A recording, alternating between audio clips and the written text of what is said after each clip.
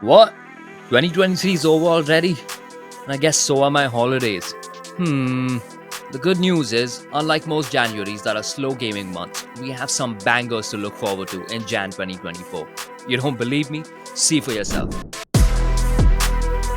2024 starts off promising with the return of the Prince of Persia franchise. Do you remember the older Prince of Persia games? Doesn't matter. Prince of Persia, The Lost Crown is now an action platformer in 2.5D format. This Metroidvania-inspired game makes a shift on being more combat-focused over platforming. Of course, this doesn't mean that platforming isn't a huge part of it.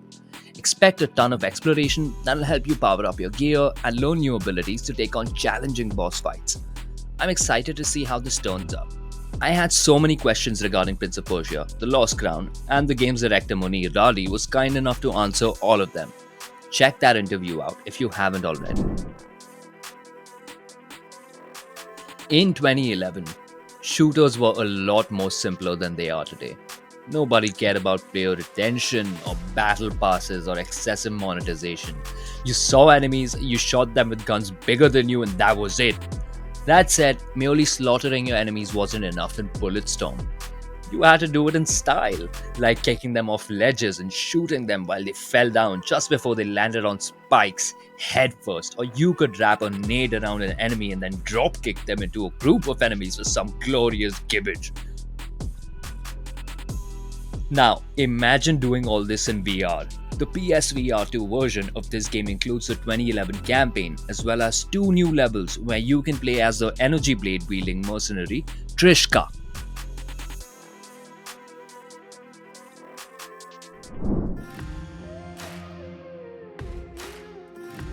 Unless you've been living under a rock for the past few years, you've definitely heard of, if not played, The Last of Us Part 2. With the remaster, you can now experience this gem with quicker loading screens, graphical enhancements, full DualSense haptic support, as well as new content. There's a brand new roguelike survival mode called No Return, where you'll get to test your combat prowess through different encounters made tougher with gameplay modifiers and tougher enemies. You know, like a roguelike. Take a break from combat with the guitar free play mode that lets you unleash your inner musician. And if you're into speedrunning, flex on your friends with the game's new speedrun mode that records and posts your best times. Done with the original Phoenix Wright trilogy? There's a new Ace Attorney trilogy set to release in Jan, this time featuring Phoenix Wright and Apollo Justice. In case you haven't had the chance to try out the games, Ace Attorney is a visual novel series with puzzle elements enmeshed with quirky courtroom drama. The trilogy bundles 3 games: Apollo Justice Ace Attorney, Phoenix Wright Ace Attorney, Dual Destinies, and Phoenix Wright Ace Attorney Spirit of Justice. Even if you aren't a fan of visual novels, this series is definitely worth a try.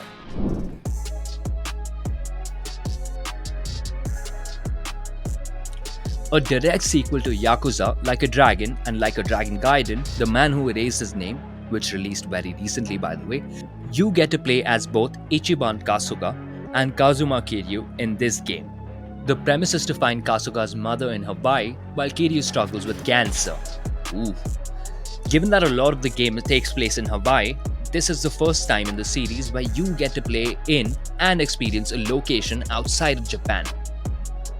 Turn-based combat returns, but you'll be able to engage in real-time brawler-type battles while playing as Kiryu since, well, he smashes faces for a living. Tekken has been hot stuff for decades and 2024 marks the franchise's 30th anniversary. You have to be doing something right to be going strong for 3 decades. Tekken 8's battles will now feel more visceral and aggressive thanks to the game's new battle system called Heat. Now, with Unreal Engine 5, it packs new, stylish super moves and a lot of flair, as well as destructive environments that will crumble while you rumble. As always, expect a ton of unlockables and character customization options, which surprisingly get as in-depth as the fighting. Story-wise, it's the same family drama, but this time, Jin's mom, Chun Kazama, makes a comeback. This series has more family drama than an Ekta Kapoor show. Aside from this, there's Howl that will be out on January 23rd and Rugby 24 that's set to release on January 30th. I think it's a good start to 2024. What about you? Let me know in the comments. Like the video, subscribe to PlayStation India, ring that notification bell, and I'll see you in the next one. Bye. PlayStation